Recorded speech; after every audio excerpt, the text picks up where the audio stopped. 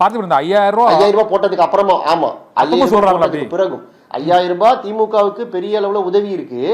ஆனா 5000 ரூபாய் போட்டதுனாலயே பெண்கள் எல்லாரும் திமுகவுக்கு ஓட்டு போட்டுருவாங்கன்னு நம்ம உறுதியா சொல்ல முடியாது. இல்ல அதுக்கப்புறம் லேசா அந்த விஜய் ரசிகைகள் மற்றும் இந்த நீங்க சொல்ற அந்த 50 வயசுக்கு மேற்பட்ட 40 வயசுக்கு மேற்பட்ட குடும்ப தலைவிகள் பெண்கள்கிட்ட இந்த 5000 ரூபாய் அக்கௌண்ட்ல விழுந்ததுக்கு அப்புறம் ஒரு சேஞ்ச் ஓவர் இருப்பதா பொதுவா சொல்றாங்க. அது அந்த அந்த சேஞ்ச் ஓவர் வந்து ஒரு பாதிப்பு ஏற்படுத்தும்னு நினைக்கலையா நீங்க? 5000 விஜய் ரசிகைகள்ல அது நம்ம நம்பர் சொல்ல முடியாதுங்க. அதாவது உறுதியா இந்த 5000 போட்டதுனால இத்தனை ஓட்டு வருது அப்படின்னு உறுதியா சொல்ல முடியாது. அந்த 5000ன்றது பெண்கள் ஓட்டு திமுக விட்டு வெளியில போயிடாம தடுக்கிறதுக்கு உதவி பண்ணுமே தவிர ஒட்டுமொத்த பெண்கள் ஓட்டையும் வாங்கிட்டு வந்துரும் அப்படின்னு நம்ம எதிர்பார்க்க முடியாது. ஓகே பார்த்துப்பா, நம்ம ராமசேகன் கேட்கலாம். ராமசேகன் சார், நீங்க வந்து இந்த கூட்டம் மற்றும் அவருக்கு விஜய் மீதான ஒரு ஒர்ஷிப், விஜய் என்ன சொன்னாலும் நாங்கள் அவரை ஏற்றுக்குவோம் அப்படிங்கிற ஒரு மனநிலை தமிழகம் முழுவதும் இப்போ நம்ம பார்த்திபன் சொன்ன மாதிரி வீட்டுக்கு வீடு அந்த வீட்டில் உள்ள திமுக அதிமுகவோட ஒரு கட்சி தலைவர்களோட பேரன் பேத்திகள், ஒரு யங் ஸ்டேஜில் உள்ள இப்போ நம்ம சபாநாயகர் தனபாலோட பையனே லோகேஷ் ரவிச்சந்திரன் அங்கே போய் சேர்ந்துருக்கிறார், தாவேக்கலை போய் சேர்ந்துருக்கிறார். இது போல் பல கட்சிகள்லையும் அந்த இளைஞர்கள் ஓரளவு வந்து அந்த குடும்பத்தை கன்வின்ஸ் பண்ணுறாங்க அப்படிங்கிறது இதுவரை தமிழக அரசியல் களத்தில் இல்லாத ஒன்று. ஒரு சகோதர சகோதரிகளோ அல்லது ஒரு இளம் வயது வாக்காளர், ஒரு 20 வயசு பையன் தாத்தா இந்த தடவை விஜய்க்கு தான் நீங்கள் போடணும், திமுக அதிமுகவுக்கே போட்டு என்ன பண்ணிட்டீங்கன்னா, திமுக அதிமுகவில் பாதிக்கப்பட்ட அந்த கட்சிக்காரங்க எல்லா இடத்துலையுமே இருக்கிறாங்க. ரொம்ப காலமாக திமுகலையே வேலை பார்த்து நேற்றை கட்சிக்கு வந்தவங்க, பண முதலைகள், தொழிலதிபர்களுக்கு சீட்டு கொடுப்பது வந்து திமுகவிலையும் இது தொடர் கதையாக இருக்குது. அதிமுகவிலையும் கடந்த எம்பி தேர்தல் கூட நம்ம பார்த்தோம், கான்ட்ராக்ட்காரங்களுக்காக ஃபுல்லாக எம்பி சீட்டு கொடுத்தாங்க. இது போன்ற ஒரு சலிப்புத்தன்மையால் திமுக அதிமுகவுக்கு மாற்று வேண்டும் என்று கூறுகிற ஒரு 30% பேர் எப்போவுமே இருக்கிறாங்க. அது மொத்தமாக தாவேக்காக போயிடும் அப்படிங்கிற கருத்து வலுவடைஞ்சிக்கிட்டே இருக்குது. நீங்கள் பழைய அரசியல் முறை, பழைய தெருமுனை கூட்டம், பழைய கொள்கை சித்தாந்தங்கள், அந்த கொள்கை சித்தாந்தங்கள் எதுவும் பெரிய அளவில் அவர் எதிர்க்கலை. இவர் எதிர்க்கிறது ஊழல், லஞ்சம் மற்றும் இவர்களுடைய அந்த அதிகார துஷ்பிரயோகம். அவர் சொல்கிறார், அது இருக்காலியான்னு தெரியல, அவர் சொல்கிறது அதை எதிர்க்கிறார். அந்த பாதிப்பு ஓரளவு இருக்குன்னு நினைக்கிறீங்களா? இதில் வீட்டுக்கு வீடு ஒரு விஜய் ரசிகர் இருக்காங்கிறத நான் கடுமையாக பாதி வீட்டுக்கு ஒரு என்ன காரணம்னா, விஜய் நடித்து வெளிவந்த படங்களில் வீட்டுக்கு வீடு ஒரு ரசிகர் இருந்திருந்தால் அனைத்து படங்களும் சூப்பர் ஹிட்டாக இருக்கணும், அனைத்து படங்களும் வெள்ளி விழா கொண்டாடின படமாக இருக்கணும். அதனால் வீட்டுக்கு வீடு விஜய் ரசிகர்கள் இருக்காங்கங்கிற ஒரு மாயையை மீடியா கிரியேட் பண்ண வேண்டாம்னு கேட்டுக்கிறேன். ஒன்று. ரெண்டாவது, அவருக்கு கூட்டணிலாம் தேவையில்லை, தனிப்பட்ட முறையிலே ஜெயிப்பார் விஜய் சொன்னார் அப்படின்னு சொல்லி பார்த்திபன் சொன்னார்.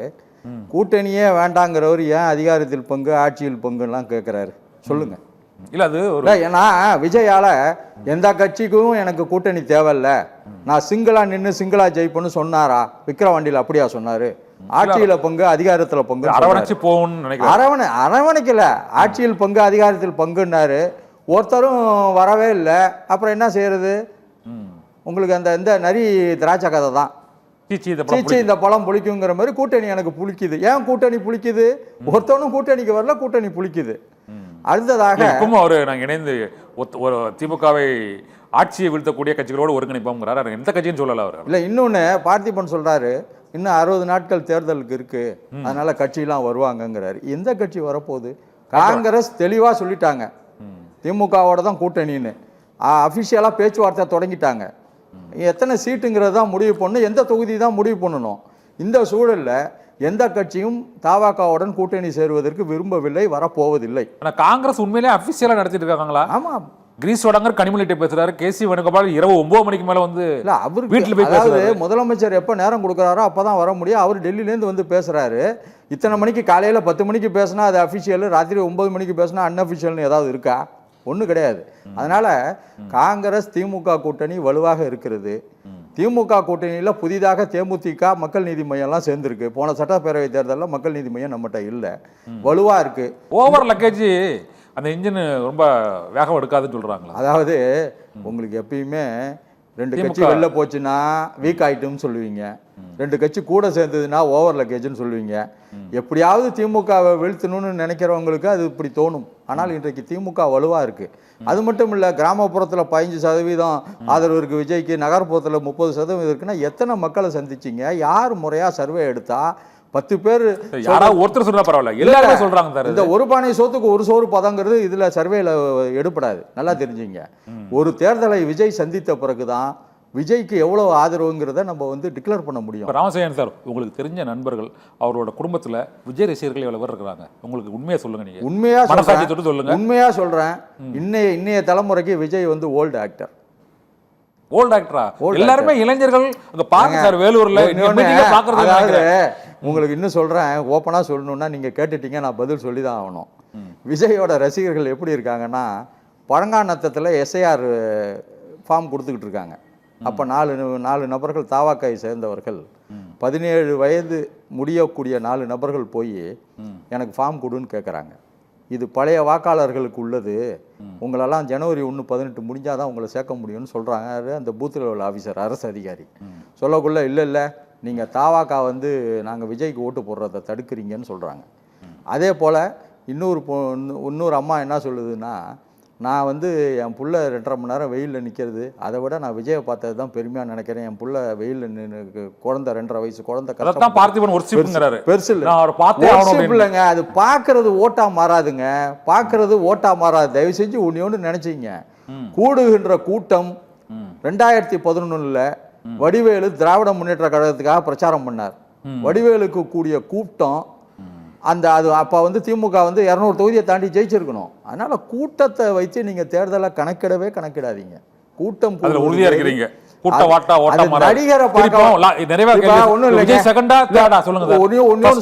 ஒன்னு சொல்றாங்க, நாளைக்கு காலையில 10 மணிக்கு உங்க ஸ்டுடியோக்கு நயன்தாரா வராங்கன்னு ஒரு செய்தி வருதுன்னு வச்சுங்க, கூட்டம் எத்தனை வரும்? இல்ல அது நயன்தாரா வர்றது, மெஸ்ஸி வர்றதுலாம் அரசியலுக்கு வராங்களா? நீங்க உங்க ஆபீஸ்க்குள்ள வர முடியாது, உங்க தெரு உள்ள வர முடியாது. இப்போ எவ்வளவு கூட்டம் இருக்கும்?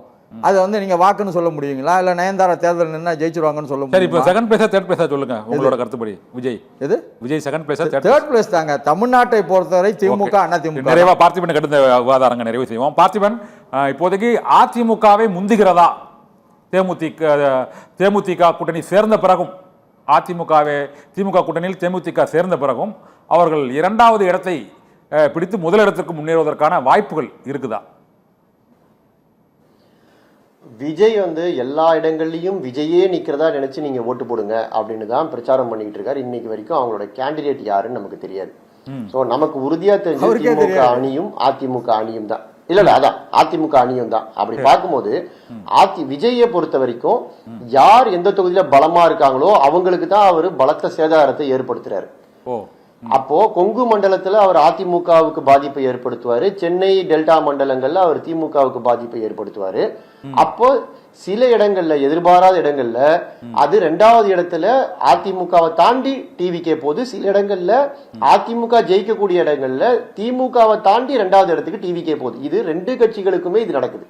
ஓகே, நன்றி பார்த்திபன்.